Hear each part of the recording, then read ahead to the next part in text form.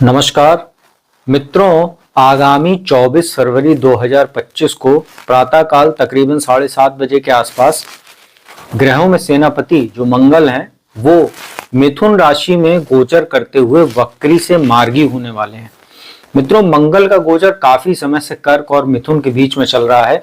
20 अक्टूबर 2024 को जब अपनी नीच राशि कर्क में मंगल का प्रवेश हुआ था तो यहीं पर वो 7 दिसंबर को वक्री हो गए थे और वक्री चलते हुए 21 जनवरी 2025 को वो मिथुन राशि में प्रवेश कर गए थे और यहीं पर 24 फरवरी को प्रातःकाल 7:27 या 7:30 बजे के आसपास ये मार्गी हो जाएंगे। और यहाँ पर जो अब उनका मार्गी काल रहेगा, इससे वो आगे चलते हुए एक बार पुनः 3 अप्रैल को जो है वो फिर से कर्क राशि जो उनकी नीच राशि उसमें प्रवेश कर जाएंगे।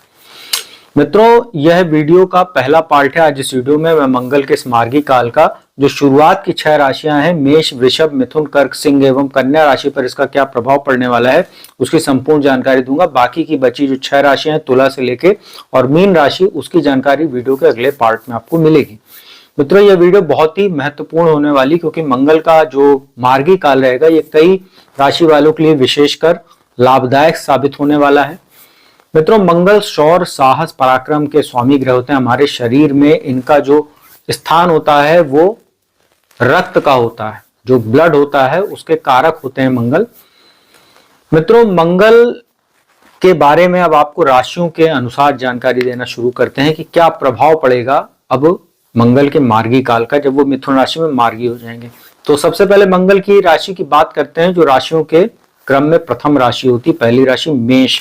मित्रों, मेष राशि के लिए मंगल लग्नेश होते हैं जो फर्स्ट हाउस होता है, साथ ही जो अष्टम भाव आयु मृत्यु का भाव होता है।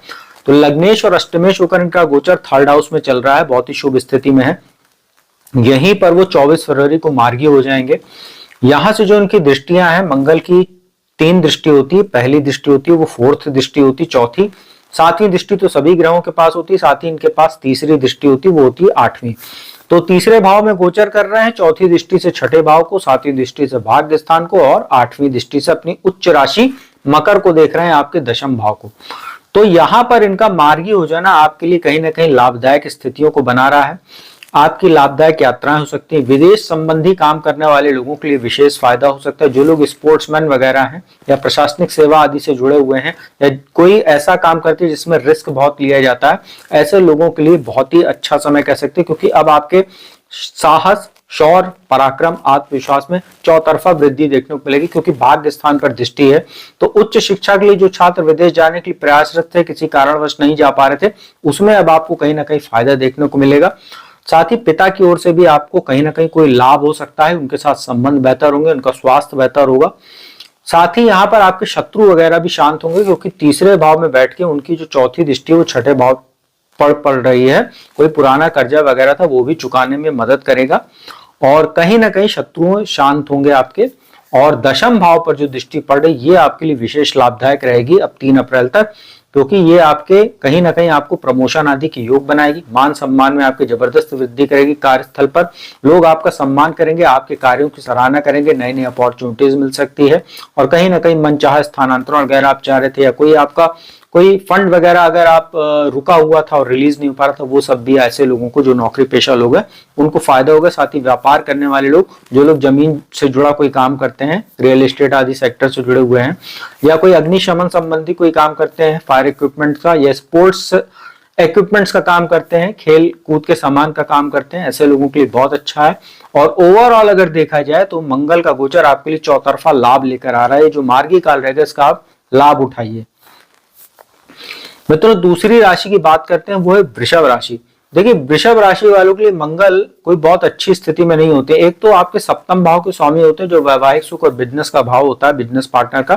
साथ ही द्वादश भाव के स्वामी होते हैं जो कोर्ट कचहरी लीगल मामलों का भाव होता है। यहाँ दोनों भाव के स्वामी होकर आपके वो दूसरे भाव में भी वक्री थे, अब 24 फरवरी को यहाँ पर मार्गी हो जाएंगे। देखिए, दूसरे भाव में वक्री होंगे से मार्गी होंगे, माफ कीजिएगा। एक तो शत्रु राशि में बैठे हुए हैं, बुध के साथ इनकी शत्रुता है, उन्हीं की राशि में बैठे हुए हैं। अब सेकंड हाउस जो होता है वाणी का भाव होता है, ससुराल पक्ष होता है, संचित धन का भाव होता है। तो यहाँ पर और ये पैतृक संपत्ति का भी भाव होता है, इनहेरिटेंस वगैरह का।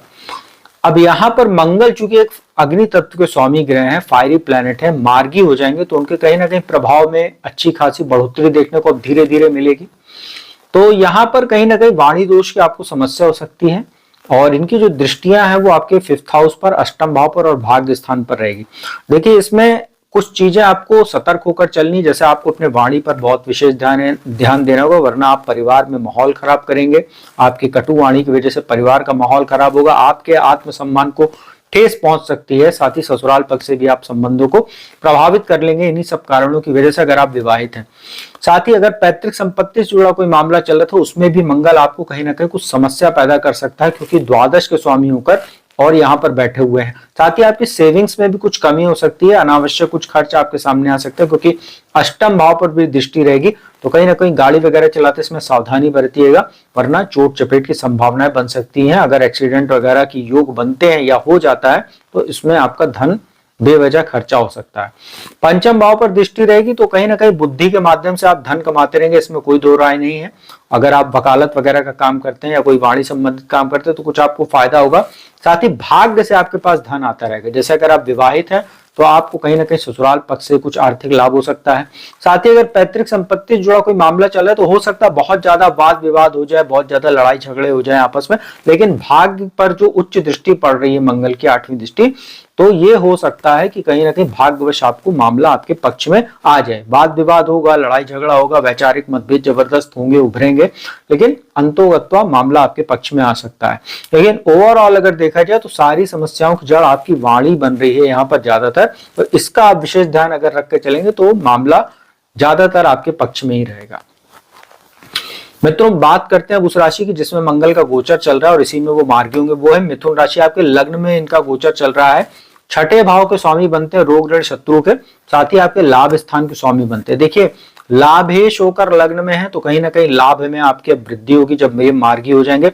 जमीन जायदाद से जुड़े हुए मामलों में आपको फायदा हो सकता है, मान सम्मान आपका बढ़ेगा। विदेशों से संबंधित अगर आप कोई काम करते हो तो आपको फायदा हो सकता है, क्योंकि सप्तम भाव पर दृष्टि है वैवाहिक सुख और बिजनेस के भाव पे, तो बिजनेस आपका बढ़ेगा, कहीं ना कहीं उसमें कुछ लाभ होगा। अगर कोई अटका भटका आपको कोई काम था, लटक गया तो कोई कॉन्ट्रैक्ट वगैरह आप कोशिश कर रहे तो उसमें बात नहीं बन रही थी, उसमें आप कोई फायदा दिलाएंगे। लेकिन कुछ समस्याएं भी रहेंगी, जैसे शत्रु वगैरह आपको परेशान कर सकते हैं, टांग खींचने वाले लोगों की संख्या कुछ बढ़ सकती है, क्योंकि 6ठे भाव के स्वामी होकर लग्न में है तो कहीं ना कहीं शत्रु वगैरह आपको, गुप्त शत्रु वगैरह कुछ होते हैं जो परेशान करने की कोशिश करते हैं, तो उसकी वजह से कुछ मानसिक तनाव वगैरह हो सकता है, काम में बाधा डाल सकते हो। तो सब चीजों का आप ध्यान रखिएगा। हनुमान जी की पूजा उपासना निरंतर आप करते रहिए। साथ ही कुछ हेल्थ इशू भी हो सकता है और दुर्घटना आदि के योग बनेंगे, क्योंकि 6ठे भाव के स्वामी होकर लग्न में है और रोग ऋण शत्रु के भाव होकर स्वामी होकर लग्न में है। तो कोई भी काम इस समय करेंगे तो आप कहीं ना कहीं ज्यादातर संभव हो तो लोन वगैरह ले लीजिएगा, आपको आसानी से लोन मिल भी जाएगा। तो ये चीज आपका अच्छी रहेगी। अगर कोई काम आप करना चाहते हो, कोई बिजनेस वगैरह आपका कोई काम अटका हुआ था पैसे वगैरह के लिए, फाइनेंस वगैरह की वजह से, तो आप लोन वगैरह अप्लाई कीजिएगा, अब आपको आसानी से मिल जाएगा और आपका काम भी बन जाएगा और समय पर आप उसको चुका भी पाएंगे। तो ये स्थिति आपके लिए अच्छी रहेगी। लेकिन ओवरऑल देखें तो थोड़ा बहुत क्रोध पर नियंत्रण रखिएगा। कुछ ना कुछ आपको क्रोध, गुस्सा, चिड़चिड़ेपन की शिकायत आपको हो सकती है, शॉर्ट टेम्पर्ड वगैरह, क्योंकि शत्रु राशि में मंगल बैठे हुए हैं और कुछ स्किन इन्फेक्शन, स्किन एलर्जी वगैरह ये सब समस्याएं भी आपको देखने को मिल सकती है, सनबर्न वगैरह भी हो सकता है। तो क्योंकि लग्न में बैठे हुए हैं और बुध की राशि में, बुध त्वचा के कारक होते हैं और मंगल अग्नि तत्व के स्वामी है, कुछ ना कुछ आपको ये स्किन संबंधी समस्या दे सकते हैं, इसका ध्यान रखिएगा।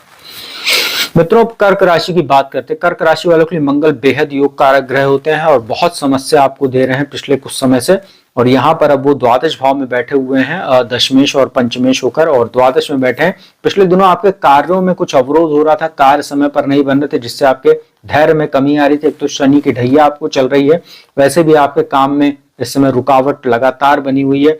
ऐसे में मंगल का द्वादश में जाना ये आपके कार्यों में अवरोध उत्पन्न कर रहा था, कार्यस्थल पर आपके लिए समस्याओं को जन्म दे रहा था, संतान के को लेकर आपको कुछ चिंता थी, कहीं ना कहीं मानसिक तनाव आपका बढ़ा हुआ था।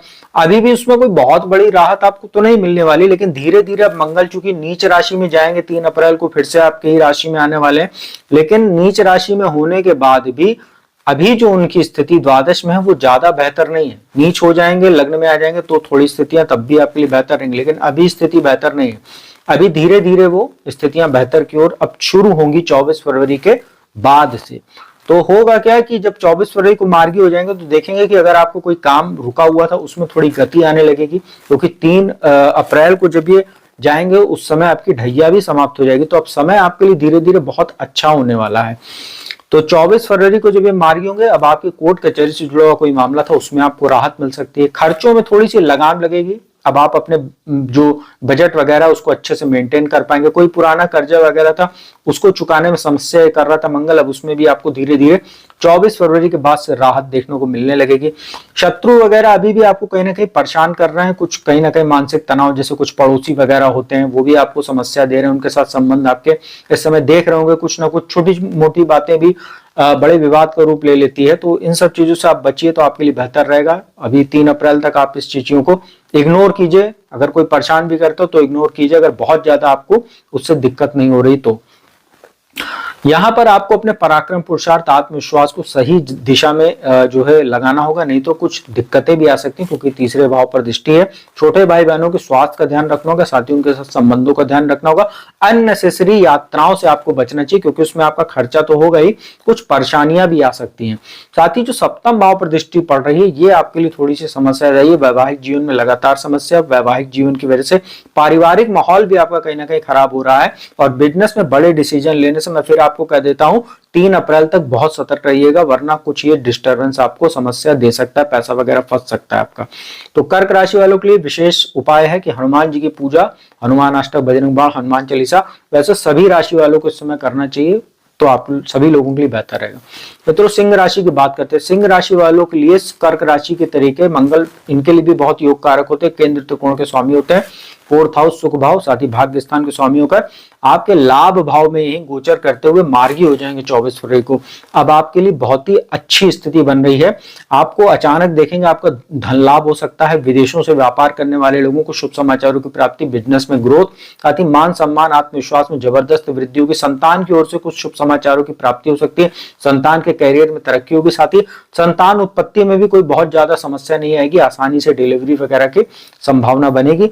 साथ ही मंगल जो है यहाँ आपके 6ठे भाव को देख रहे हैं, तो कहीं ना कहीं अगर आप कोई लोन वगैरह अप्लाई करना चाहते हो तो आप कीजिए किसी काम के लिए, वो आपको आसानी से मिल जाएगा। साथ ही कोई पुराना कर्जा वगैरह था उसको भी मंगल चुकाने में आपको मदद करेगा, और ये चौतरफा आपके लिए मान सम्मान और आय और लाभ में वृद्धि के योग बना रहा है। भूमि भवन वाहन की भी प्राप्ति संभव है, क्योंकि 4th हाउस के स्वामियों का लाभ भाव में, साथ ही भाग्येश होकर लाभ भाव में, तो पिता की ओर से भी आपको कोई आर्थिक लाभ हो सकता है, उनके साथ भी संबंध अच्छे रहेंगे। और विदेश यात्रा के लिए, धार्मिक यात्राओं के लिए, लंबी दूरी की यात्राओं के लिए मंगल विशेष योग आपके लिए बना रहा है। हनुमान जी की पूजा उपासना आप लोग करते रहिए, मंगलवार को उनका दर्शन कीजिए मंदिर जाकर, तो आप लोगों के लिए बहुत ही अच्छा यह समय रहेगा। 3 अप्रैल तक इसका लाभ उठाइए आप 24 फरवरी से।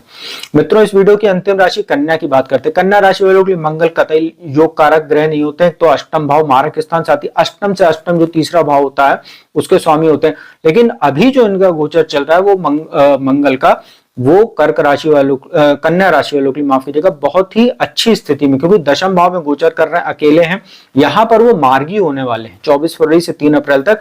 अकेले दशम भाव में बैठे हुए हैं, एक तो यहाँ दिशा बल मिलता है, साथ ही यहाँ पर कुलदीपक नाम का राजयोग बना है। जो भी कन्या राशि के जो जातक हैं, जो प्रशासनिक सेवा की तैयारी कर रहे हैं, जो छात्र, उनको फायदा हो सकता है। साथ ही जो लोग स्पोर्ट्समैन वगैरह, उनको फायदा हो सकता है। जमीन जायदाद से जुड़ा हुआ कोई काम करते हैं, रियल एस्टेट सेक्टर वगैरह से जुड़े हैं, उनको फायदा हो सकता है। वकालत आदि का काम करने वाले लोगों को फायदा हो सकता है।